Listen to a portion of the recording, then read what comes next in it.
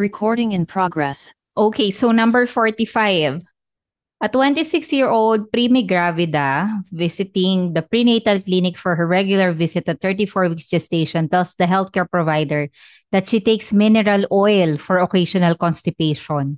The healthcare provider should be instructing the client to do which of the following? Letter A, letter B, letter C, or letter D? So which one do you know the best po for the client? So again, ano ba? 34-weeker pa lamang ang pasyente and the patient claims that she's taking mineral oil for occasional constipation. For occasional constipation. So, ano ang pinakamagandang sasabihin natin as a healthcare provider? What do you think? All right. So, tingnan nga natin. Take mineral oil with fruit juice to increase the action of the mineral oil. Avoid mineral oil because it interferes with the absorption of fat-soluble vitamins. Avoid mineral oil because it can lead to vitamin C deficiency in pregnant clients. Or use the mineral oil regularly on a weekly basis to prevent constipation. So, ano po yung pinaka-the best? So, yes, the very best advice that you could give is let the patient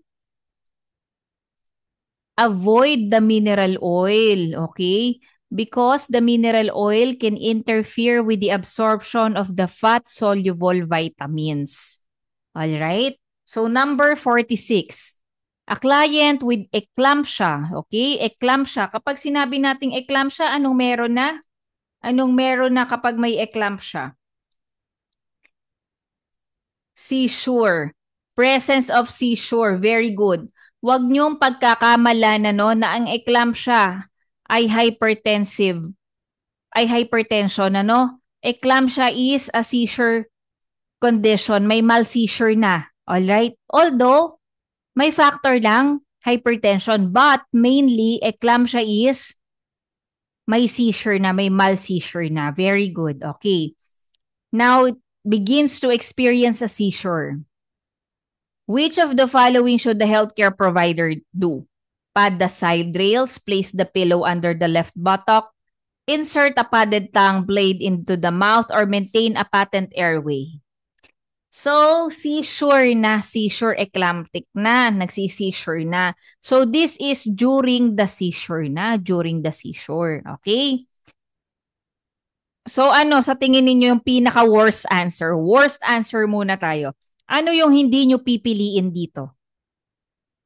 Very good. Letter C. Ito ang pinaka-worst answer. Worst answer ito, guys. Bakit? Because dapat NPO ang nagsisisure. NPO dapat ang client na nagsisisure. Okay? Tatandaan nyo. Walang ilalagay na kahit ano. Ano yung natatandaan yung lagi kong binibilin sa inyo baka lumabas sa board exam? Na kapag nagsisisure ang isang pasyente, tapos nilagay sa board exam, baka maputol daw yung dila, ano daw gagawin mo? Don't be fool about that ha. Huwag kayong magpapalin lang doon sa question na ganun. Na baka maputol, baka maaksidente, maputol or makagat yung dila, 'di ba? So hahayaan lang si patient, no, na mag-seizure, 'di ba? Anong gagawin mo nga? Anong gagawin mo during seizure? Yung mga clothings niya ilulusen mo, 'di ba? Tapos syempre, nasa safe place na yan. Ilulusin mo, i-unbutton mo kung may mga botones, and then itatime mo yung start ng seizure at kung kailan nag-end yung seizure at anong klasing seizure ang nangyayari. Di po ba? Ayan. Yes, video the condition, no? Kung ano yung nangyayari sa kanyang seizure progress, okay? Mas makakatulong yun. Lalong-lalo na yung sa time, di ba? Lalo na sa timing kung kailan nagsimula at kung kailan natapos. 'Di ba? All right. Now, ito ang pinaka-worst answer yung letter C ha. So, hindi nyo to pipiliin. While yung A, pad the side rails, ito ay ginagawa during or before. So, before seizure, ayan. Before seizure, ayan. Before seizure, padding the side rails is the priority. Kasi ang priority before seizure ay, ano priority before seizure? Safety, very good.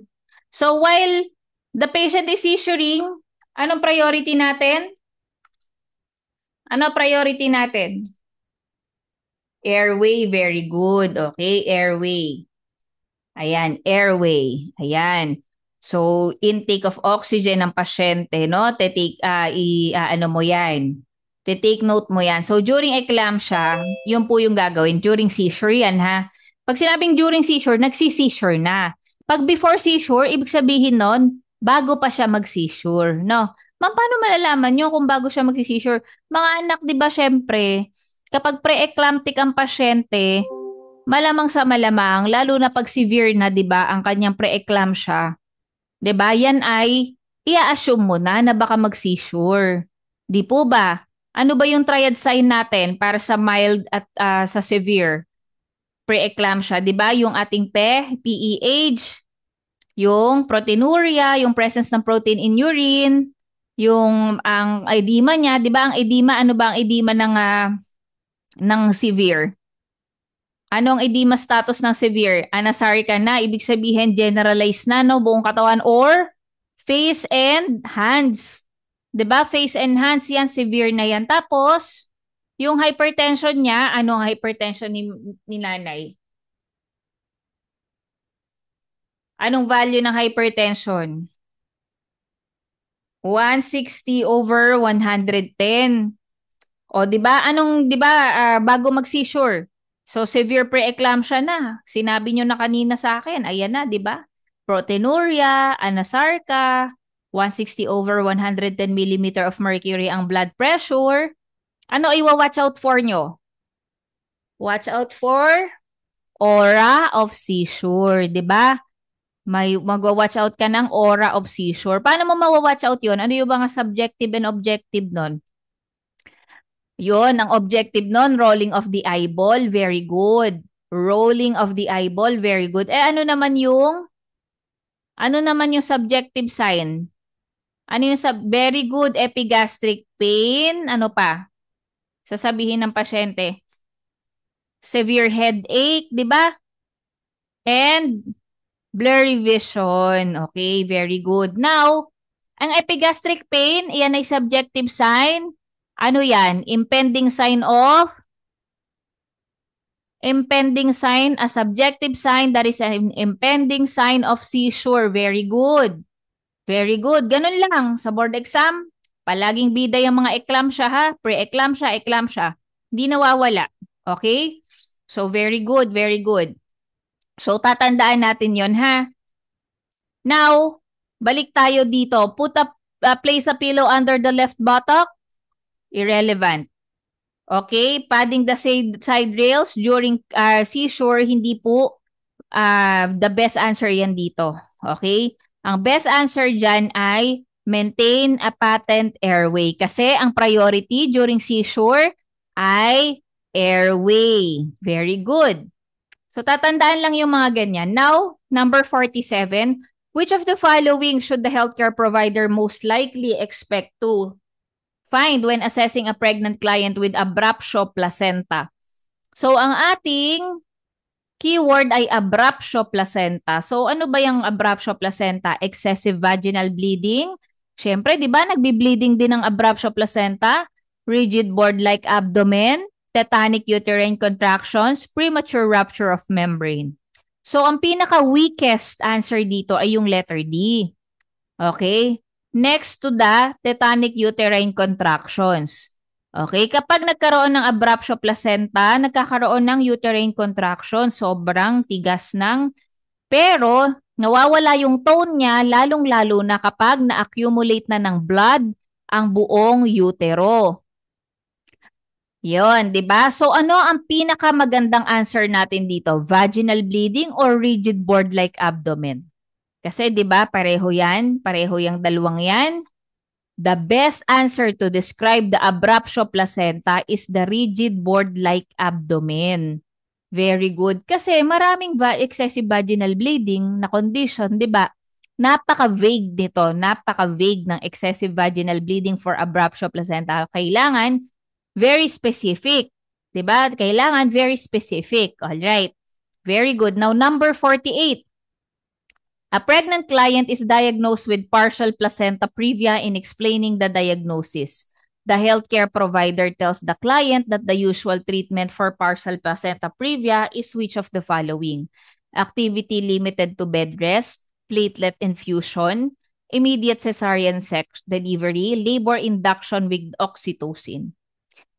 So, si pasyente diagnosed with partial placenta previa. Okay, partially. So, ibig sabihin, ang kanyang cervical os ay partially covered by the placenta, no? In explaining the diagnosis, the healthcare provider tells the client that the usual treatment for the partial. So, what is the usual treatment? Okay, what is the usual treatment?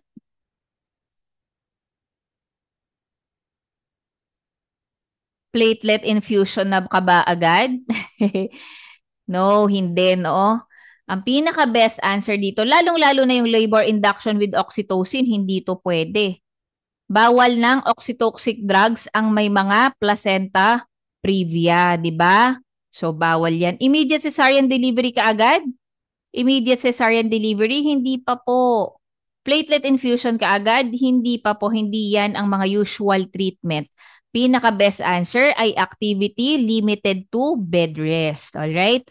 Now, number 49, which of the following should the healthcare provider use to assess a client for possible uterine atony for a cesarean delivery? Okay? Which of the following should the healthcare provider use to assess a client for possible uterine atony after a cesarean delivery? Check the abdominal dressing every 15 minutes for the first hour. Palpate the fundus every 15 minutes for at least 1 hour. Observe the amount of lochia immediately after delivery, or assess blood pressure and pulse every 15 minutes for 1 hour. What do you think? Possible uterine atony after a cesarean delivery. So, post-CS ang pasyente natin. Ano? Post-CS ang pasyente. Check the abdominal dressing every 15 minutes for the first hour. For possible uterine atony, hindi po, no? Hindi po, non-relevant. Assess blood pressure and pulse every 15 minutes for 1 hour. Assess blood pressure. Makikita mo, ma-assess mo dyan ng uterine atony. Hindi po. Observe the amount of lochia immediately after the delivery. So, yan ang matitira nyo dyan B and C. So, yung letter C is not the correct answer. The best is to palpate the fundus every 15 minutes for at least 1 hour. Para ma-rule out nyo yung possible uterine atony after the procedure of cesarean section. Alright, so that is the best answer. Number 50. Number 50. Terbutaline or the breath-in therapy is ordered for a client with preterm labor. Before beginning the therapy, which of the following assessment would be most important? Contraction intensity, deep tendon reflexes, estimated fetal size, or maternal heart rate? Ano po? Terbutaline. Ang i-consider nyo sa terbutaline, tatandaan nyo ha? Ang i-consider nyo sa terbutaline mga anak ay ang maternal heart rate. Okay? Maternal heart rate. Although, no, this is a relaxant, uterine relaxant, di ba? Nare-relax niya yung muscles, no? Kapag nag-administer kayo ng terbutaline, tatandaan ha, it may increase the maternal heart rate. Kaya kapag, okay, terbutaline may increase the maternal heart rate. Tatandaan natin to. Sige, sulat ko. Okay, it may increase maternal heart rate. Therefore, i-consider nyo ang heart rate ni nanay, ang pulso niya, di ba? Ang pulse rate niya. So, i-check ninyo. Kapag bradycardia or tachycardia, anong aanuhin nyo? Anong i-watch out nyo bago mag-administer? So, syempre dapat normal range, di ba? So, hindi ka mag-administer kapag si nanay ay tachycardia. Kapag tachycardic ang nanay, sasabihin mo muna ito sa doktor. Dok, tachycardic po yung pasyente. Okay? So, syempre, magkakaroon kayo ng intervention bago pa man bigyan ng terbutaline. Okay? Ayan. Alright. So, number 51. After teaching a pregnant client about potential complications of amniocentesis, okay, amniocentesis po tayo, that must be reported immediately, the healthcare provider determines that the client understands the instruction when she says that she should immediately report which of the following: nausea, vaginal bleeding, urinary frequency, or irregular, painless uterine tightness. Nag-amniocentesis. Ayun. Nakikita nyo naman, di ba? Ano ba yung pinaka-worst dito sa ating number 51? Yung pagduduwal, hindi yan reportable. Ang sabi, must be reported immediately. Must be reported immediately. Pagduduwal ba agad? Hindi. 'Di ba? Hindi naman siya ganong ka seeking ng urgent attention, 'di ba? Urinary frequency, not relevant sa amniocentesis. So, dalawa ang maiiwan. Vaginal bleeding at irregular painless uterine tightness. So, what is irregular painless uterine tightness? Other word for this. Other word for the letter D, mga anak. Yan ba ang magiging answer natin? Very good, Helena. It's the Braxton Hicks. Braxton Hicks contraction, ano? Ayan, the Braxton Hicks. Very good, contraction. So, hindi ito ang ating answer because it's normal lang, ano? Ayan. So, ang pinaka-reportable ay ang vaginal bleeding. Very good kayo. Okay? Ayan.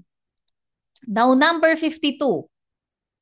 A client at 36 weeks gestation with type 1 diabetes. Okay, may type 1 diabetes ang pasyente. Therefore, siya ay meron ng diabetes bago pa magbuntis, no? Is scheduled for a contraction stress test. So after explaining the purpose of the test, the healthcare provider determines that the client understands the instruction when she states that the test is done to detect which of the following. So, true statement about contraction test kasi understand the instruction eh, 'di ba? Hindi naman deficit, hindi knowledge deficit. So letter A, cardiac anomalies. Letter B, uteroplacental sufficiency. Letter C, kidney anomalies. Or letter D, amniotic fluid volume. So ang ating test procedure, contraction stress test. Contraction stress test. What do you think? Ano kaya ang best answer?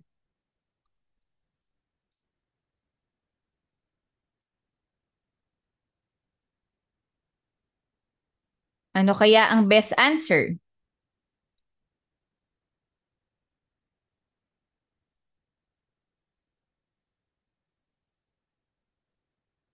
Uteroplacental anomaly, kidney anomalies, cardiac anomalies. Ano po kaya ang contraction stress test?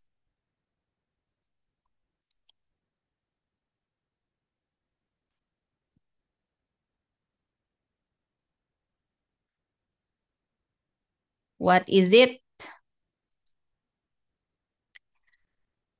Okay, letter B.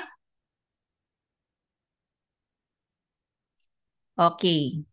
So, nalalaman ba sa contraction stress test ang kidney anomalies and cardiac anomalies? Hindi po. Okay? hindi po nalalaman ang mga anomalies. Kapag sinabing anomalies, mga anak, ano yan? Ano ba yung mga anomaly? Ano yung mga anomaly? Kapag sinabi nating anomaly, that means, ano yan, mga anomalies, di ba? Yung mga abnormalities beyond the normal development. Di ba? Now, yung mga abnormalities, hindi yan nakikita sa contraction stress test. Hindi nakikita yan sa contraction stress test. Nakuha? Now, yung amniotic fluid naman, hindi rin siya na a-assess sa contraction stress test. Okay, therefore, ang pinaka-answer natin dito ay ang uteroplacental sufficiency. Uteroplacental sufficiency. Alright? Bakit ba? Ano ba ang contraction stress test? Ang contraction stress test ay pine-perform para ma-assess ang fetal heart rate na nagre-respond saan? Saan nagre-respond? Ang contraction stress test ay ayun. Yung assessment on how the fetal heart rate responds to the uterine contractions, 'di ba? Yun po 'yun. Kaya uteroplacental sufficiency po ang best answer dito, okay? Ayan. Tatandaan 'yun ha. So ganun lang tayo mag-eliminate ng answer. So number 53. A client, okay? A client with diabetes mellitus. Okay? That is well controlled. Well controlled naman po. Reports that she participated in strenuous aerobic exercise before becoming pregnant. She asked the healthcare provider if she can continue exercising. Which of the following should be the healthcare provider's best response?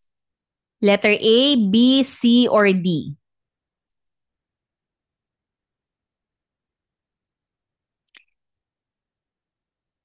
Oh. Aha, letter C. Ayan. Bakit kaya?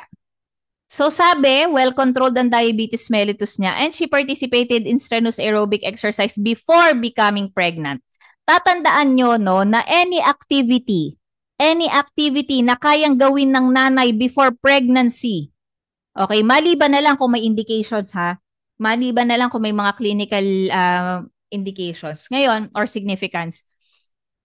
Kapag ang nanay ay runner or ultramarathoner, no, bago siya mabuntis, araw-araw pala siyang tumatakbo ng 10 kilometers. Alright? Kaya niya yung gawin. Kaya niya yung gawin during pregnancy. Well, of course, kailangan iba yung pag-iingat. Pero kaya niya pa rin yung gawin. Kung kaya niya maglifting noong bago pa siya magbuntis, kaya niya pa rin maglift sa pagbubuntis niya. So, walang limitation. 'Di ba? Walang limitation. 'Di ba? 'Di ba ang pagbubuntis di naman yan sakit? Yun yung tatandaan nyo ha, ang buntis hindi yan sakit. Okay? Ayan.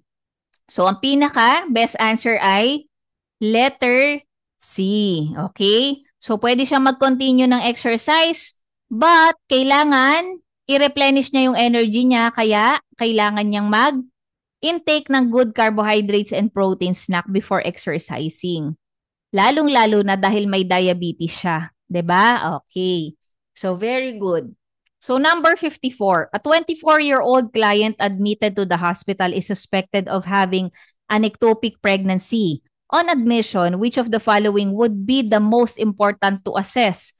Sexual practices, use of a diaphragm, type of oral contraceptive, date of last menstrual period. So, ectopic pregnancy. Okay? Suspected of having an ectopic pregnancy. Therefore, sa admission, malamang si pasyente dahil sinuspect mo ay positive sa pregnancy test. No? So, ang pinakakukunin mo ay ang date of last menstrual period. The type of oral contraceptives tsaka use of a diaphragm, walang kinalaman ng ectopic pregnancy, and then sexual practices. Ano? Ma'am, di ba sabi mo, factors din po yung mga ganyan. Kasi nagkaroon, no, meron akong ibang estudyante dyan, sasabihin, ma'am, di ba yung diaphragm, kasi nagkaroon siya ng infection, nagkaroon siya ng ano, Hindi niya tinanggal yung diaphragm kaya nagkaroon siya ng PID. O, mga anak, wag lumagpas sa tanong. Okay? Ayan. So, ire-remind ko lang yun yung nagsabi sa akin nun before. So, ang answer natin dito ay letter D po, ha? Ayan. So, number 55. A 36-year-old client is admitted with a possible ruptured ectopic pregnancy. When planning the client's care, which of the following procedure should the healthcare provider anticipate preparing the client for soon after admission? Dilatation and curettage, ultrasound, evacuation of the uterus, or oophorectomy. So, possible ruptured ectopic pregnancy. O, nagpa-plan na daw ng client's care. So, ang plan of care, ano kaya? Which of the following daw ang procedure that should the healthcare provider anticipate preparing for the client for soon after admission? Ano po kaya? Of course, nakalagay dito mga anak, ano to? Possible. Possible pa lang. Hindi pa siya completely diagnosed, 'di ba? Ano ang diagnostic procedure? Ano ang diagnostic procedure? Tanggalin ang uterus.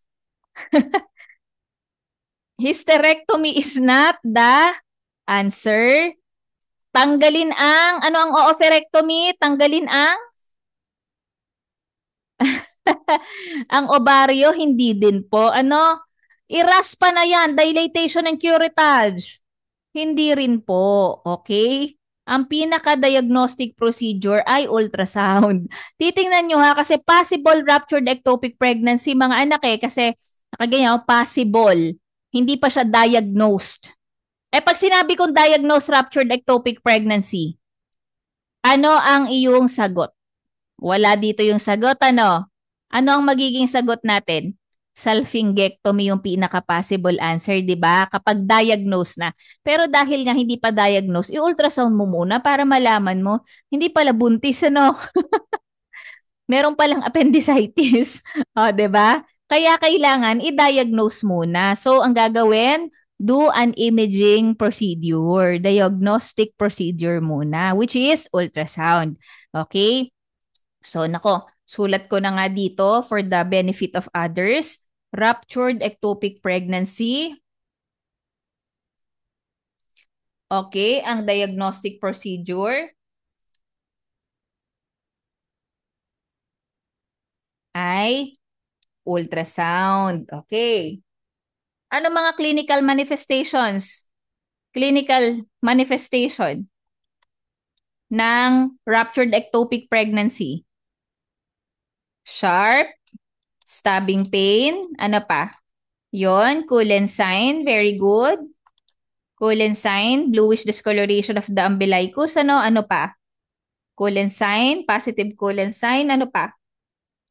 Ruptured na yan mga anak. Yun, pinaka-importante. Pain, yun, radiate the pain to the shoulder. Ayun, very good kayo. Okay, yun po ang tatandaan natin ha. Yan ang mga clinical manifestation. So, nagkaroon ng clinical manifestation, possible pa rin, probable pa lang to ha. Hindi to completely diagnosed or clinically diagnosed ha. Okay. So, number 56. When caring for the pregnant client with hyperemesis gravidarum, the healthcare provider would further assess the client for which of the following? Abdominal pain, leaking amniotic fluid, pinkish vaginal discharge, dehydration. So mga anak, hyperemesis gravidarum. When you say hyperemesis gravidarum, anong ibig sabihin nan? Anong ibig sabihin ng hyperemesis gravidarum? Excessive vomiting na naglalast. That lasts for how many months? 3 months, no? 3 months. Okay, very good. All right, now, saan mo ika-classify kung excessive vomiting? So, therefore, nagkakaroon siya ng fluid loss. 'Di ba? Nagkakaroon ng fluid loss. Nagkakaroon ng electrolyte imbalances, 'di ba? Kasi may fluid loss. Suka ng suka. 'Di ba? So anong pinaka the best natin na i-assess? Letter D for dehydration. Okay, very good. Now number 57. The healthcare provider should assess a 26-year-old multigravida at 30 weeks gestation.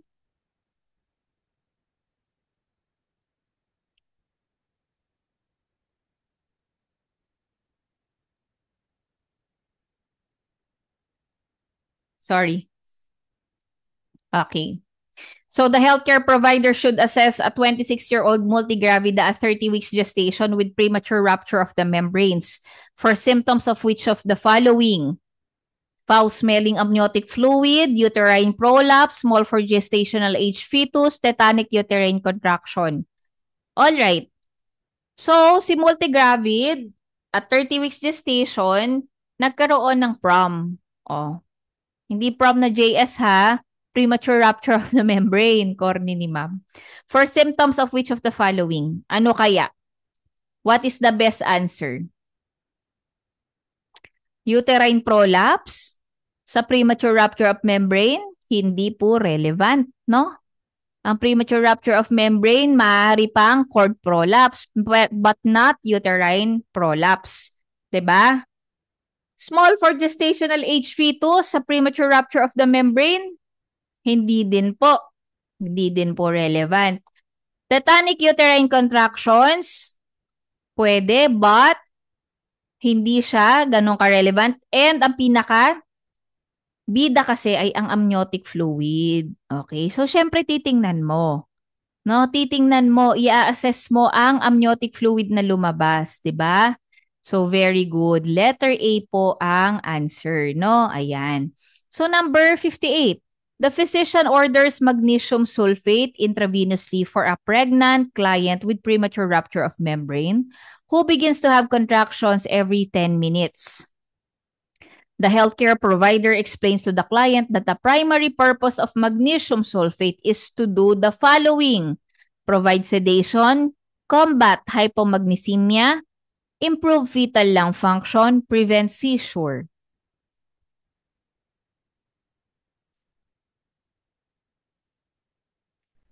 Ayun, prevent seizure. Okay, nagpo-provide na sedation ang magnesium sulfate? Hindi po. No, hindi siya sedative drug. Okay, so therefore, hindi ito ang answer, hindi letter A. Okay? Now, combat hypomagnesemia. Yung hypomagnesemia, sino ang nagko-combat ng hypomagnesemia?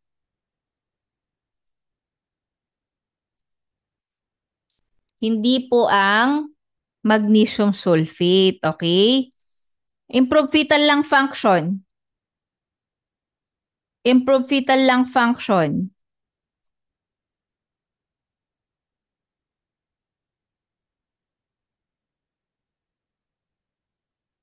Improve fetal lung function, beta and dexa, hindi yon. Okay.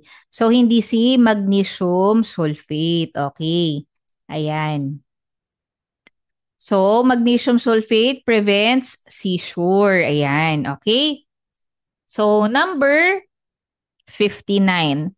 The physician orders betamethasone. Okay, betamethasone. Ano nga ba ang betamethasone? Ito ay to improve what? Ano ang betamethasone? Ayun, for lung maturity ni nanay o ni baby? Nanay o ni fetus? Ayun, ni baby, 'di ba? Hindi si nanay. Okay.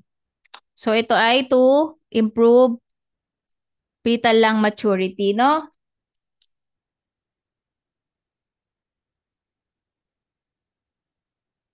Si yung lungs kasi, no? Pagka nanganak si nanay, no? Kapag nanganak sa nanay, ito yung last na organ, no, na magde-develop. Hindi pa ganun ka-develop kapag ipinanganak mo ang bata. Even if siya ay term. Bakit? Nagkakaroon pa ito ng major adjustment katulad ng ibang mga organs na ginampanan ni placenta. Katulad ni kidney, 'di ba? 'Yon. All right. Now si betamethasone to improve fetal lung maturity. So, ibibigay daw si betamethasone intramuscularly for a pregnant client admitted to the hospital at 34 weeks gestation who is receiving intravenous tocolytic therapy for preterm labor. After administering the drug, the healthcare provider should assess the client for which of the following as possible side effect: hypoglycemia, infection, urinary frequency, or decreased skin turgor. Ano po kaya? What do you think is the answer? What do you think is the answer? Hypoglycemia because ang corticosteroid like betamethasone, they are more likely to cause hypo or hyper? Hypo or hyper?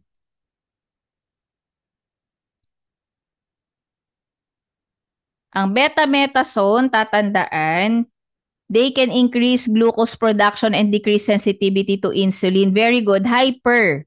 No? Hyperglycemia. Therefore, hindi hypoglycemia ang sagot natin dito. Okay? Now, decrease skin turgor, urinary frequency or infection. Okay, urinary frequency, hindi ito common or significant side effect ng betamethasone. Okay, although ang third trimester, nakakaranas yan ng urinary frequency but not related to the betamethasone. Okay? Now naman, okay, ang ano ba ang ating betamethasone? Ito ay corticosteroids, di ba? Steroidal drug siya. Okay? Steroidal drug. Yung paggamit ng steroidal drug, naaapektuhan niya lang yung skin, okay? For over long-term use. Okay, so, primary concern ba natin sa sandaling ito ang decreased skin turgor ni nanay? Yes or no? No. Okay, again, ang decreased skin turgor ng mga gumagamit chronically ng betamethasone or ng mga steroidal drugs, yan, nagkakaroon talaga ng pagbabago sa skin. But at this question, no, hindi naman po prolong use ang nanay. So, ang pinaka titingnan natin ay ang infection. Okay? Infection. Kasi si betamethasone, alam siguro na, ang tandaan mo to, Helena, si betamethasone ay nakakapag-suppress ng, anong side effect niya? Nakakapag-suppress ng, anong nasusuppress sa tao? The immune system, no? Ayan. So, infection ang ating possible side effect dito. Okay? Ayan. So, number 60. A 25-year-old woman who is in the first stage of labor. Okay? First stage of labor receives a contiguous lumbar epidural block when the cervix is 6 cm dilated. So, after administration of this anesthesia, which of the following assessment would be the most important? Ano kayang most important? Alam na yan ng mga anak ko. Letter A. Very good. So, number 61. A 32-year-old primigravida at 39 weeks gestation is admitted to the hospital in active labor, accompanied by her husband. While the healthcare provider performs Leopold's maneuvers, the client asks why these maneuvers are being done. The healthcare provider explains that the major purpose of these maneuvers is to determine which of the following: fetal presentation, multifetal pregnancy, estimated gestational age, or intensity of contractions. What do you think? Again ha, so a 32-year-old primigravida at 39 weeks gestation admitted at the hospital in active labor. Active labor po. While the healthcare provider performs Leopold's maneuver, the client asks why these maneuvers are being done. Bakit daw kaya? Letter A, B, C, or D? Para malaman yung intensity of contractions? Hindi po, 'di ba? How will a healthcare provider know the intensity of contractions? By using her feeling the contractions by using the, very good, the palm. Very good po kayo diyan, okay? Eh yung estimation of the gestational age. Yan ba ay function ni Leopold's maneuver? No. Paano tayo mag-estimate ng gestational age? By Ballards. Anak, ang Ballards ay ano ha? Ang Ballards ay nanganak na. May newborn na tayo. Nandito pala tayo sa ano? Bartholomews. Okay, Bartholomews, pwede. Oh, Alena, pinaanak mo na agad yung pasyente natin. Okay, Bartholomews rule, very good. At tapos, ano pa? Anong susukatin natin? Oh, Bartholomews rule, tiningnan mo yung mga anatomical landmark. Ano pa? Ala, nag-McDonald's na. Ano yung pinaka-simple natin? Fundic height, very good. So, getting the fundic height po. Ayan, acquiring the fundic height, 'di ba? Ayan. Now, multifetal pregnancy, hindi po na ah, hindi po pwedeng ma-clinically diagnose ang multifetal pregnancy dahil lang sa Leopold's maneuver. Anong kailangan gawin natin para ma-rule out natin yung multifetal? Anong gagawin natin para ma-rule out? Ultrasound, 'di ba? Very good. Ayan. So therefore, ang sasagot mo, nanay, para malaman natin ang presentation or fetal presentation ng bata. Okay? So 62. The client asked the healthcare provider why she can have only fluids while in labor. After providing an explanation, which of the following client statements would indicate to the healthcare provider that the teaching has been effective? Okay. So again ha, hindi na routinely done yung NPO. Okay? So, pwedeng magtubig, pwedeng kumain, ano? Ayan. Kapag yung bearing down bearing down si nanay, huwag mo nang pakainin. 'Di ba? Kasi it could lead to aspiration, 'di ba? Ayan. So, ano kaya ang best answer dito? Letter A, letter B, letter C, or letter D?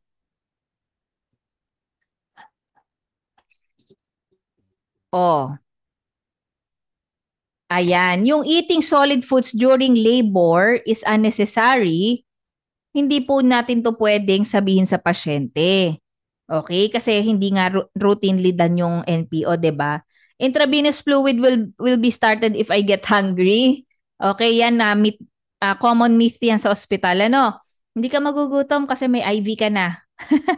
Okay. Now, most client don't get hungry during labor. Hindi mo to pwedeng sabihin. Kailangan very specific ang ating pagsasabi, no? Sasabihin mo, digestive process is normally slow during labor. Okay? Now, number 63.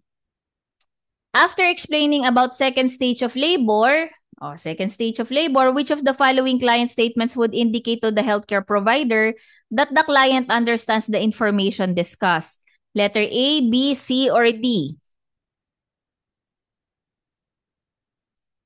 Ano po kaya? So sabi, client understands the information discussed.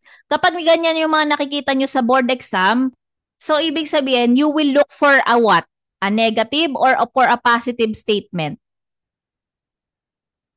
Positive statement. Very good. Okay. So sabi, no, after explaining about the second stage of labor, ano daw yung i-expect mo sa client mo na naiintindihan niya na?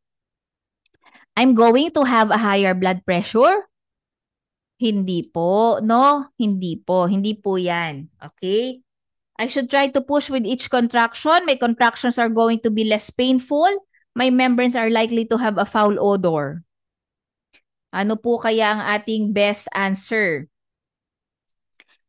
My membranes are likely to have a foul odor? Hindi po. My contractions are going to be less painful? Nako, mas lalong masakit kasi bearing down na to, di ba? Bearing down stage na to. So, ang pinaka, naiintindihan niya, I should try to push with each contraction. Alright, very good. Okay, so number 64. A pregnant client's labor is progressing but her cervix is still only 5 centimeter dilated and 100% effaced. Although she appears relaxed, she is aware of labor contractions at this time. So which of the following suggestions would be most helpful for the client's husband? O ano po? Letter A, letter B, letter C, or letter D? Keep the record of her contraction pattern. Ginawa mong healthcare provider, no? So, hindi ito. Hindi letter A. Have her practice rapid slow breathing.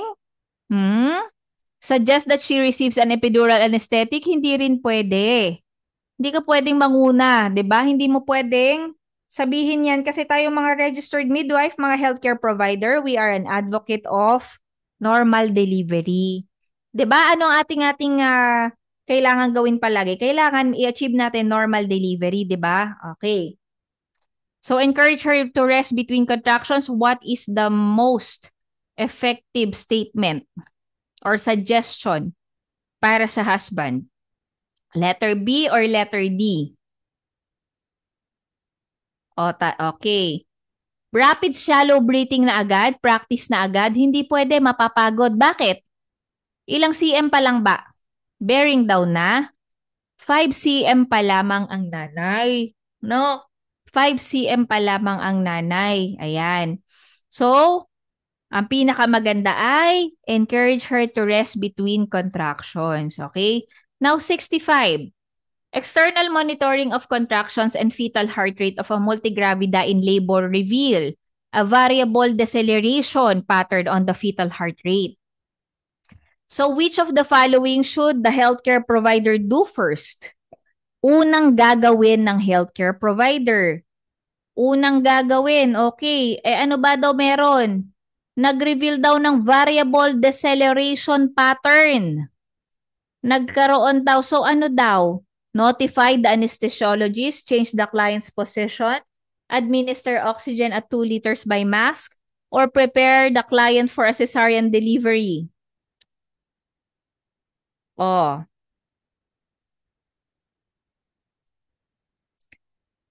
Ang answer natin ay lahat letter B, change the client's position. Ano ba ang meron kapag may variable deceleration pattern? Ano ang meron kapag may variable deceleration pattern? May cord compression. May cord compression. Okay? Now, anong gagawin kapag may cord compression? Ano ang gagawin kapag may cord compression? Ayun, sinabi niyo na yung sagot. Maternal repositioning. Okay, maternal repositioning. Okay, wait lang ha. Nawawala yung slide natin. Ayun. Okay. So, change the client's position. Hindi po tayo mag-administer agad-agad ng oxygen, 2 liters by mask na agad, or prepare for cesarean delivery talaga kaagad and notify the anesthesiologist. Hindi po, okay? So, kapag may mga deceleration patterns, puntahan natin yung ating, ayan, 'di ba? So, tandaan natin tong Veal-Chapman, 'di ba? Tandaan natin tong Veal-Chapman. So, ito kasi nasa diagnostic exam natin to eh. No? Ayan. So, tandaan natin tong si Veal-Chapman. Okay? O, ayan. So, pag may variable deceleration, ang cause probably ay cord compression. Therefore, maternal repositioning. Left side, right side. Left side, right side. Left side. Very good. Early deceleration. Ang probable cause ay head compression. Ang management is to identify labor progress. Okay? Identify the labor progress. Okay? Now, kapag naman may acceleration, that's okay. So, no interventions needed. Alright? And then, okay, and then, kapag may late deceleration, maaaring may placental insufficiency. So, you have to execute intervention. What intervention? Pinakaunang gagawin? Pinakaunang gagawin ay kapag may late deceleration due to placental insufficiency, very good. Ang pinakauna pa rin gagawin ay reposition the patient, 'di ba? So, yan lang ang ating tatandaan sa ating fetal heart rate pattern, okay? Yan lang po ang ating tatandaan. So, number 66. A client whose cervix is 10 centimeters dilated begins to push. The healthcare provider notes early deceleration of the fetal heart rate. Which of the following should the healthcare provider anticipate as the most likely cause of this fetal heart rate pattern? Letter A, letter B, or letter C? So a client cervix whose cervix is 10 centimeters dilated begins to push na. O ano daw? The healthcare provider notes early deceleration of the fetal heart rate. Ano daw most likely ang nagkokos ng fetal heart rate pattern na early deceleration? Kakadiscuss lang natin. Very good. Fetal head compression. Fetal head compression. Very good. Okay. So kapag inadequate uteroplacental perfusion, so ibig sabihin may placental insufficiency, anong pattern dito makikita mo? Late deceleration. Okay, tatandaan yan ha. Kapag naman cord compression, may variable deceleration, no? Biglaang pagbaba. Okay? Ang fetal bradycardia either nagkakaroon ng cord compression or nagkakaroon ng uteroplacental insufficiency. So therefore, pwedeng variable or late decelerations. Okay? Ayan. So yun ang answer natin ha. So a 39-year-old multiparous client, a 39 weeks gestation, was diagnosed with class 2 heart disease. Okay? Ayan na, class 2 heart disease. Admitted to the hospital in active labor. Which of the following should the healthcare provider assess the first admission to the birthing area? Time of last food and fluid intake, fetal position and station, contraction frequency and intensity, ability to follow directions. What do you think? Oh, wag matatakot, wag magpapalinlang. Sa class 2 heart disease. Ayan, 'di ba? Admitted na siya. And ano ang progress? Active labor na po, active labor na po. Ang sabi, ano daw yung first na i-assess mo after admission? Ano ang ginagawa nyo pag admission, mga anak? Nagli-Leopold's maneuver pa kayo? Ano pa? Kapag nag-admit ka, 'di ba? Anong chine-check mo? Active labor na oh. Kailangan malaman mo na kung anong labor na 'to. Ano na? Ang iaalamin mo ay ang contraction frequency and intensity. Bakit? Bakit? Dahil para malaman mo kung anong intervention ang gagawin mo or management kasi ikaw ay merong pasyente na may cardiac condition, 'di ba? 'Yon, ganun lang ha. So tatandaan nyo, active labor na yung pasyente, 'di ba? Active labor na. So titingnan nyo kung ano ng activity ang nangyayari sa kanya kasi siya ay may cardiac condition. 'Di ba? Kailangan mabilis ang intervention palagi tayo. So number 68. For premi-gravid client with fetal presenting part at -1 station, which of the following would be the healthcare provider's priority immediately after spontaneous rupture of membrane? Okay. So, sabi daw, fetal presenting part is at negative station 1. Okay? Pero, ang pasyente ay nag-spontaneous rupture of membrane na. So, ano daw ang priority natin? Ano ang priority natin? Very good. Very good po kayo dyan. Ang priority natin palagi ay check the fetal heart rate kapag nag-rupture ang membrane. Very good. Ayan. So, number 69. After teaching a woman who is in labor about the purpose of the episiotomy, which of the following, tayo ba pwede mag-episiotomy, mga midwife? Can we do episiotomy? No. So, which of the following purpose stated by the client would indicate to the healthcare provider that the teaching was effective? So, the purpose of the episiotomy shortens the second stage of labor. It enlarges the pelvic inlet, prevents perineal edema, ensures quick placental delivery. Mga anak,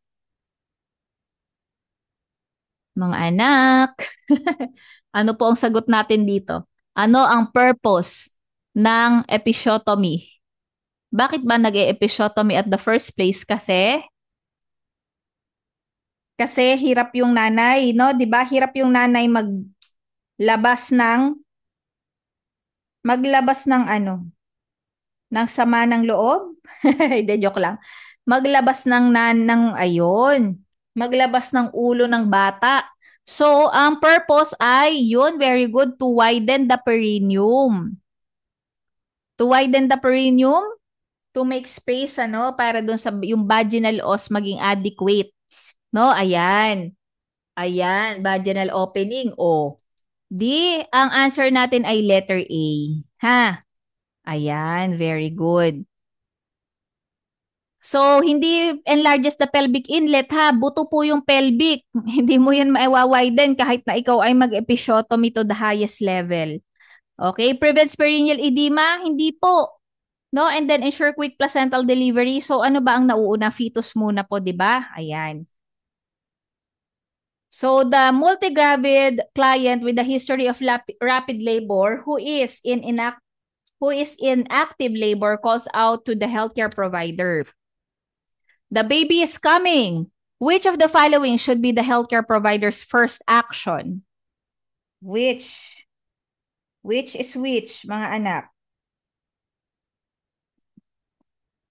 Which is which?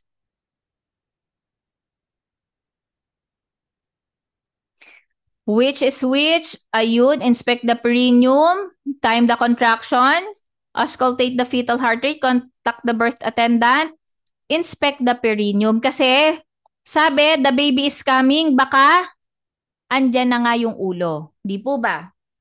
Okay? Baka nandyan na nga yung ulo. So, number 71. While waiting for the placenta to deliver, the healthcare provider should not take any action until she has done which of the following?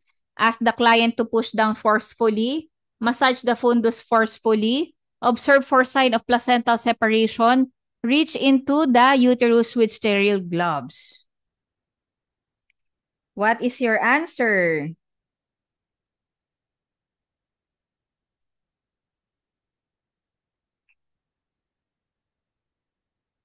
So the answer is letter. Ayun, you have to observe for sign of placental separation. Now, I have to ask you, what are the signs of placental separation? Very good. Sudden gush of blood. Ano pa? Ano pa? Ano pa? Lengthening of the cord. Very good. Ano pa? Calkin sign. Ano yung Calkin sign? Nangyayari ay nagkakaroon ng changes in shape.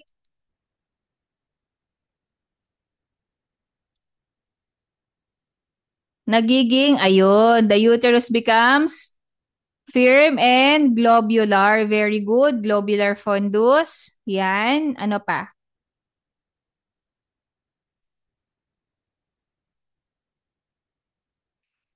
And then, ano pang pinakahuli?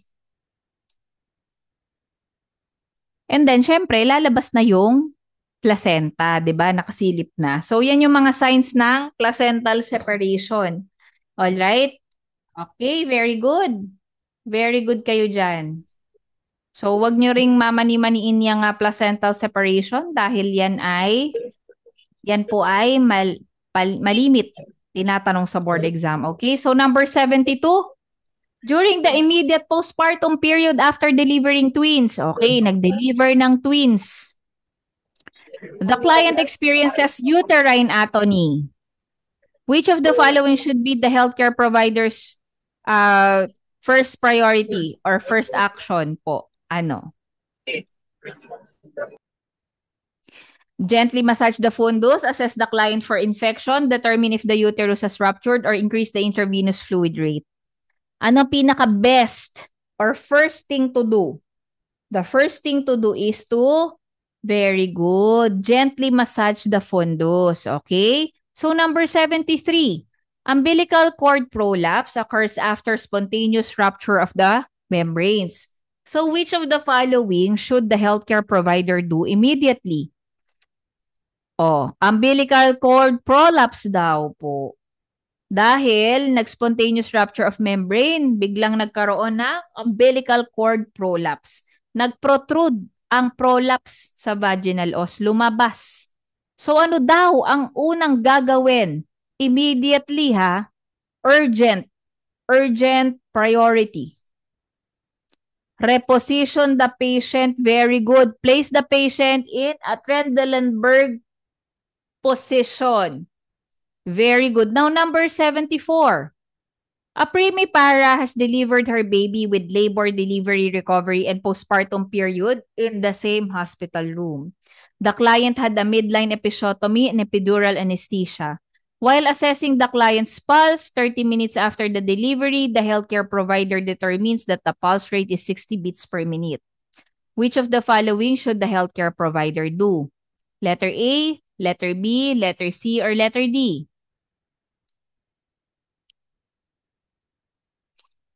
Ano po? So, primipara has delivered her baby with labor, delivery, recovery, and postpartum period in the same hospital. So, nagkaroon ng midline episiotomy and epidural anesthesia daw yung pasyente. So, while assessing the client's pulse, 30 minutes after the delivery, the healthcare provider determines that the pulse rate is 60 beats per minute. Ano ba ang normal? Ano ba ang normal natin? 60 to 100. Okay? 60 to 100. Okay? So, after the delivery po, chinek niya, no? 30 minutes after the delivery, 60 na po yung kanyang pulse rate. So, pinakamagandang gawin ay wala po tayong gagawin, no? Kasi the pulse rate is considered a normal finding. 'Di ba? And then, eventually, anong gagawin natin? Siyempre, imo-monitor pa rin natin. But we will not compare. We will not compare, 'di ba? Ayan. So, nung unang in-exam namin to, no, may ibang nagsasabi na letter D daw, ganyan. So, letter A po tayo. So, number 75, menopause is said to have occurred in the following woman except letter A, B, C, or D. Menopause is said to have occurred in the following woman except sino?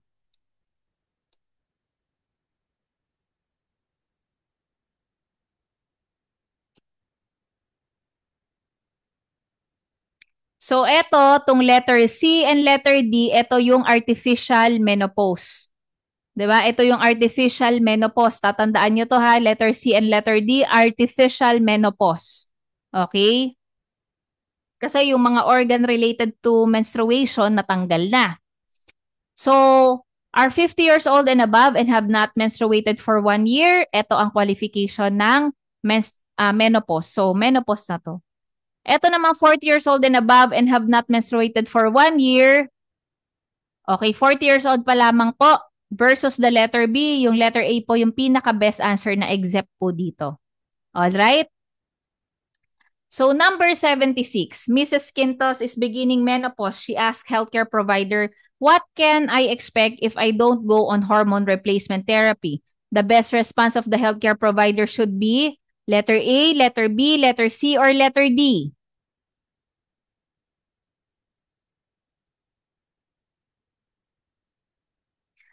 Sabi, you will eventually be symptom-free once your body adjusts to the withdrawal of estrogen from your ovaries. So, hindi po. Hindi ka magiging symptom-free. Actually, maraming symptoms kang mararanasan. You will be free from your monthly periods and won't have to worry about getting pregnant from here on. Hindi po ito ang pinakamagandang sagot. So, you will have occasional periods of spotting which is normal for the first few years and then it will stop. Hindi po. Total stop po ang menopause. 'Di ba? Now, you may be more prone for fracturing if you fall or injure yourself, so you will need to be very careful. So, bakit? Ano ba yung hormone replacement therapy? Anong i-replace? Yung estrogen, 'di ba? Kasi pag ang menopausal na nanay, ang menopausal na babae, anong nangyayari? Menopausal na nanay or na babae, low in estrogen na sila. 'Di ba? Prone to osteoporosis and prone to what? Infection. Prone to what infection? UTI, very good. So letter B po yung ating answer dito. Okay? So number 77. Josh, a 15-year-old high school student, asked the doctor what body structure is responsible for the production of follicle-stimulating hormone. The healthcare provider's response will likely be testis, hypothalamus, anterior pituitary gland, or kidney.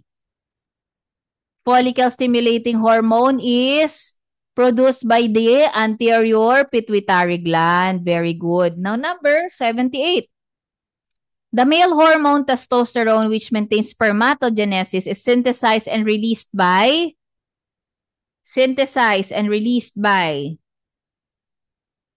what? The male hormone testosterone, which maintains the spermatogenesis. It is synthesized and released by, sino nagre-release daw? Sino nagre-release? Sila, nakalimutan nyo na. Di ba ang seminiferous tubules ay site for production of the sperm, di ba? Tama? Di ba? Sulat natin. Okay? Yan. Ang Sertoli cell naman, okay? Ang Sertoli cell naman ay yung pag-nourish ng developing cells, okay? Developing sperm cells. Yan. While the seminal vesicles naman, ito yung gland na nagko-contribute ng alkaline fluid lang, and it doesn't produce testosterone, okay?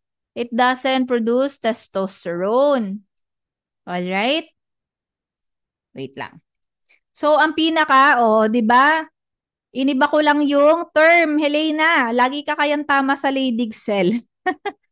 So, dahil kakunti lang naman ang student ko na natatandaan ko yung mga performance ninyo. Ayan. So, letter D po ang ating answer, di ba? Si Leydig cell po ay makikita saan? Di ba sa testis? Nakikita sa testis? Kaya siya ang responsible sa pag-synthesize tsaka pag-secrete ng testosterone. Tatandaan nyo po yan, ha? Tatandaan po yan. Ang testosterone, anong mga role niyan? Ang pagde-develop ng sperm cell, ang pagme-maintain ng development ng sperm cell. O, diba? Tsaka, ang testosterone ay sa secondary sex characteristics, diba? Ayun, very good. Okay, tatandaang maigi, ha? Ayan. So, 79, a male gland located behind the bladder that is the source of about 60% of seminal fluid. Ano po answer natin dito? The seminal vesicles. Very good. Okay. So, number 80. Which male hormone is responsible for maintaining spermatogenesis, increasing sperm production, and producing seminal fluid? Hala, kakasabi ko lang kanina. Letter A, B, C, or D? So, it's letter D. Okay, ayan. All right.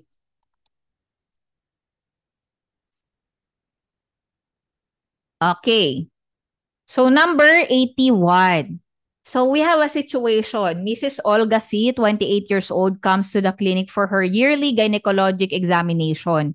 She is concerned because she has been unable to conceive. Mrs. Olga says, I can't understand why I haven't gotten pregnant. What could be wrong?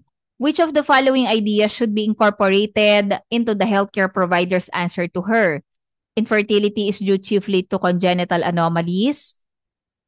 of the reproductive organs. Infertility is often caused using non-prescription drugs. Letter C, infertility is usually due to emotional difficulties. Or letter D, infertility is frequently caused by multiple rather than single factors. Very good. Yes po. Letter D po yung pinaka-best answer natin dito. So because Mrs. Olga's inability to conceive, the healthcare provider should assess her history for which of the following factors: mumps before puberty, recurrent kidney infection, essential hypertension, pelvic infection. Very good, pelvic infection. Okay, discuss natin yung letter A, mumps before puberty. Kanino dapat to? Sa male to, no? Sa male. Ayan. 'Di ba yung mga man nagkaroon ng parotitis, usually yun yung naapektuhan yung kanilang fertility, no? Ayan. So, ang matitira kasi dyan, yung recurrent kidney infection tsaka pelvic infection. Okay? Pero, kung si Mrs. Olga, mga anak, ay nagiging positive ang pregnancy test, tapos nagkakaroon siya ng missed abortion, maaaring ang sasabihin doon ay essential hypertension or kaya nagkakaroon siya ng stillborn. Okay? Pero dito kasi, unable to conceive siya. So, di ba, ano ba ang PID? Yung pelvic inflammatory disease. No? Caused by the sexually transmitted infections. Ano nangyayari? Binablock niya yung fallopian tube. O di kaya naman ay nilalagyan niya ng sugat. No? Nagkakaroon ng scarring. Ayan. So, yun ang ating best answer sa number 82. So, number 83. The physician prescribed clomiphene citrate. Okay, natanong ko na to kanina. The healthcare provider should explain that the action of this drug is to, letter A, promote ovulation, lower the pH of the cervical mucus, strengthen the peristaltic movement of the fallopian tube, prepare the endometrium for implantation. Ayun, promote evaluation. Okay? Number 84, napakadali. The normal sperm content of seminal fluid per ejaculation to be considered fertile is... What is the best answer? Very good. Letter B. 3 ml per 300 million sperms, no? Yan. 300 ang tinatandaan ko dyan noong araw, no? So, 85. The following are characteristic of normal sperms. Normal sperms po. Characteristics of normal sperms. Which one is not included? So, lahat ng ito ay normal characteristic maliban sa isa. Ayun naman, hindi po acidic ang sperm. Okay? Hindi po acidic. Now, number 86. Hamil and Cecil have been married for almost 18 months already. They came to the clinic because they have been trying to get pregnant during the entire duration of their pregnancy without success. So, semen analysis has been requested for Hamil, a Middle Eastern man married to a Filipina for 5 years. Which of the following should be part of the instructions to be given to the husband? Letter A, letter B, letter C, or letter D? Abstain for intercourse for about a month? Hindi po. Ayan, hindi po pwede. Ayan, by days lang. So, immerse the specimen in a tumbler of ice cubes and transport it immediately. Hindi rin po. Keep the specimen warm by placing it in lalong-lalong hindi na po. Madedestroy ang mga sperm. Now, ang pinaka maganda ay yung letter D. Alright. So, number 87. When assessing the adequacy of sperm for conception to occur, which of the following is the most useful criterion? Sperm of conception. Adequacy of sperm for conception. Sperm count, sperm maturity, sperm motility, or sperm volume? Ano ang pinaka... For conception, ha? For conception. Sperm. Kunyari, marami kang sperm. Daming ang sperm. Tapos, hindi naman siya nakaka-andar masyado. Mabagal sila. Namamatay ka agad. Kasi 'di ba pag inilabas na sila sa penis, meron lang silang 3 to 5 days, 'di ba? Okay, so hindi ito. Mature nga yung sperm mo, hindi naman mabilis. Kakaunti lang, di mabilis, no? So, ayan. Semen volume does not count. No, although nakakatulog si semen, 'di ba? Si semen yung fluid. Okay. So, eto ay hindi related sa sperm success para ma-fertilize ang egg. Ang pinaka ating answer ay motility, 'di ba? Yung movement ng ating sperm, no? Ayan. So, number 88. Postcoital test is ordered after normal semen analysis. Which two of the following results are normal? Ano daw ang normal? 15 to 20 live motile sperm HPF, mucus stretches 8 to 10, more than 5 live motile, and mucus stretches 5 to 7. So the best answer here is mucus stretches from 8 to 10 and then more than 5 live motile sperm per high power field. Okay? Ayan. So tandaan lang din natin yan. Seldom naman yung infertility sa board exam. Okay? Ayan. So number 89. After thorough evaluation, the doctor confirmed that all findings are normal. Cecil asked the healthcare provider, what does it mean to be diagnosed with primary infertility? Primary infertility. So, di ba si primary tsaka si secondary na di-discuss na natin yan before. Okay, so the diagnosis means that she and her husband have been never achieved any pregnancy before. The diagnosis means that she will never be able to conceive and adoption is an alternative for her. Letter C, the diagnosis means that she and her husband are normal but they could just not get pregnant yet. Letter D, the diagnosis means that she has never been able to conceive but her husband may have already fathered children in other woman. So yung letter D, hindi yan yung answer natin, no? Ayan.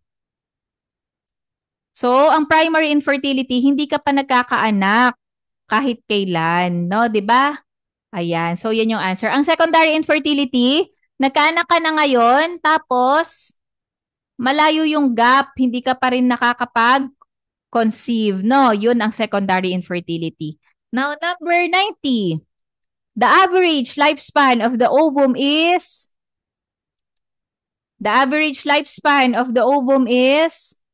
ilan mga anak yun? 1 day lamang, 'di ba? Ayun. Critical hours of fertilization. Critical hour. Critical hour ng fertilization. Pinaka-critical na 36 hours, okay, ng fertilization ha. Ayan. So number 91, which is the correct chronological sequence? Letter A, letter B, letter C, or letter D?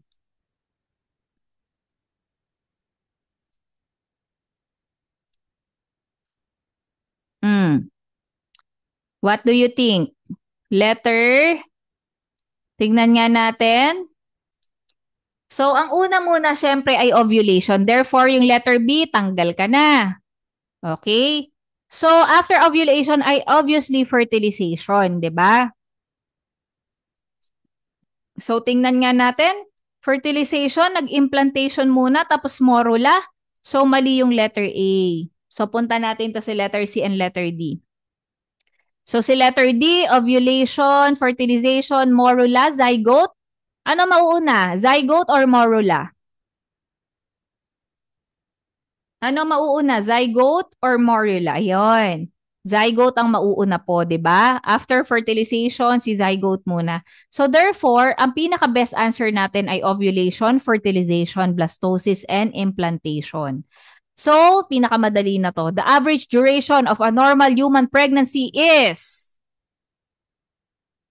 what? Letter B.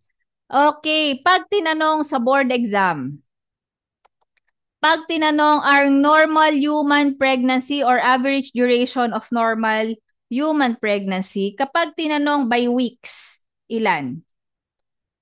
40 weeks, di ba? Very good. Kapag sinabing calendar month, ilan? 9 calendar month. Very good. O, di ba? Gagaling ninyo. Kapag naman, yung answer natin, lunar month ang tinanong, 10 lunar months, no? Ayan. Okay, and then kapag days, 280 days. O, di ba hindi na kayo malilito? Ilang trimester? Ilang trimester? 3 trimesters, no? Ayun. 3 trimesters. Okay, yan po ang sasagutin natin, ha? Okay, tatandaan yan. So, number 93, a healthcare provider is caring for a client during the prenatal period. The client tells that the healthcare provider that she wants to know the sex of the fetus as soon as it can be determined. So, the healthcare provider responds to the client knowing the sex of the fetus can be visually recognizable as early as. Ang sabi dito, as early as. So, ano pinakasagot natin dyan?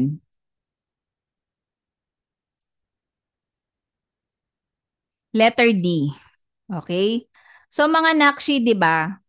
4, 6, and 8. Napakaaga pa to tell, 'di ba? Napakaaga pa to tell. Okay? Ayan. So before 10 weeks yung si male nagkakaroon na ng budding, no? Nagkakaroon na ng budding, magfo-form na into male reproductive system. Ngayon naman, after 10 weeks, with the absence of what? What hormone para maging babae na, para mag-rise up na yung female? Female reproductive. Very good. Very good kayo. With the absence of testosterone on the 10th week, kapag na-recognize na ng body yon, ano na, magra-rise up na yung reproductive system ng babae. 'Di ba? Ganon. Ganon po. Okay, very good. So number 94, a healthcare provider prepares to assess a fetal heartbeat. The healthcare provider uses a fetoscope knowing that the fetal heartbeat first can be heard with a regular fetoscope at gestational week. Hindi Doppler to ha, fetoscope po ang ating, ano po? Fetoscope. So what is our answer? Sa Doppler, as early as ano po? Sa Doppler, as early as 10 to 12. Very good. And then sa fetoscope, sa fetoscope,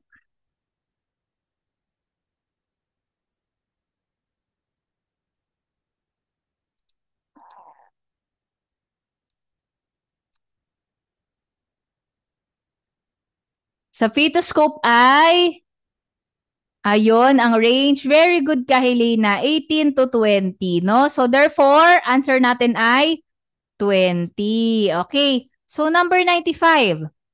The protection of the fetus from being infected by syphilis during the first trimester is attributed to amniotic membrane, Langhans layer, syncytial trophoblast, or placenta. O, protection of the fetus from being infected by the syphilis during the first trimester is attributed to amniotic membrane? Hindi po. So, it has to do with the placenta. Placenta itself, napaka-vague. Yung layer ng placenta. So, may dalawa tayong layer. The Langhans layer and then the syncytial or the syncytiotrophoblast layer. Ano yung ginagawa ni syncytiotrophoblast layer? This produces, anong ginagawa ni syncytial layer? Produces what?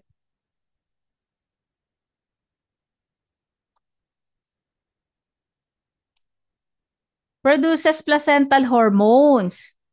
Si Langhans layer, ito yung may protection function, no? Ayan.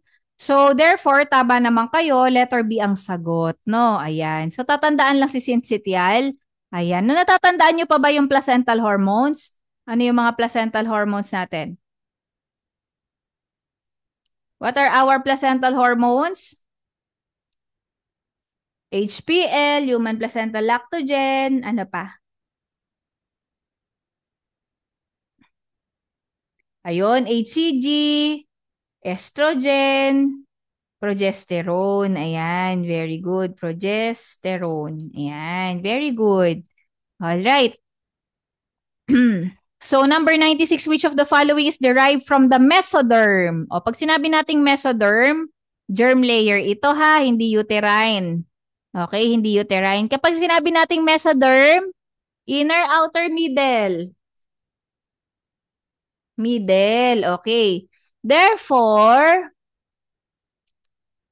ano, lining of the GI tract, liver, brain, skeletal system. Ano kaya?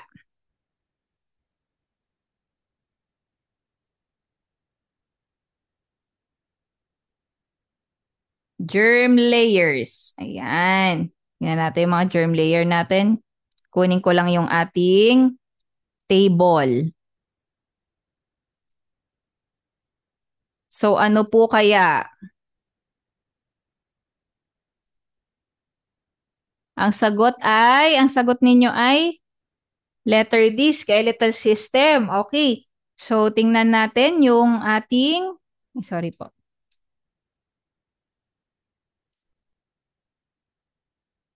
Ayun, tingnan natin yung ating, ayan. So, sabi kanina, lining of the GI tract, kay endoderm yun, di ba? Yung ano naman, liver. Yung liver naman,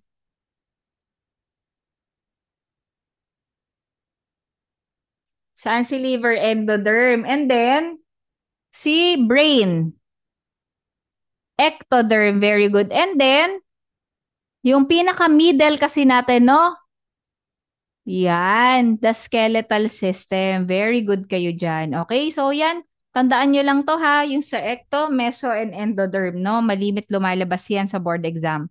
So, HCG levels are elevated from the day after implantation until 120 days after fertilization. Tatandaan po yan ha, 120 days after fertilization. So number 98. Number 98, oxygen and carbon dioxide are exchanged in the placenta through the process of pinocytosis, diffusion, facilitated diffusion, active transport. Saan po yan? Okay, may naaalala ko may nagre-request nga pala nito. So ano atin? Ang exchange of ay nangyayari during the process of the diffusion. Very good. During the diffusion. Anong nag-exchange? Oxygen lang. Oxygen and carbon dioxide, no? Diffusion. Very good. So, yan ay function ni placenta, di ba? Ayan. So, ang oxygen nagdi-diffuse sa maternal blood. Okay? And then, carbon dioxide naman ay sa opposite direction naman. Okay? So, ang pinocytosis naman ay tungkol sa liquids and solutes naman. Okay? And then, ang facilitated diffusion naman po ay ang proteins. Okay? Tandaan, proteins. Ang active transport naman ay ano po? Kapag active, tatandaan nyo active, energy to move substance. No? Energy to move substance po. Alright, ayan. So, pinaka-best answer dyan ay diffusion. So, number 99. Okay, number 99.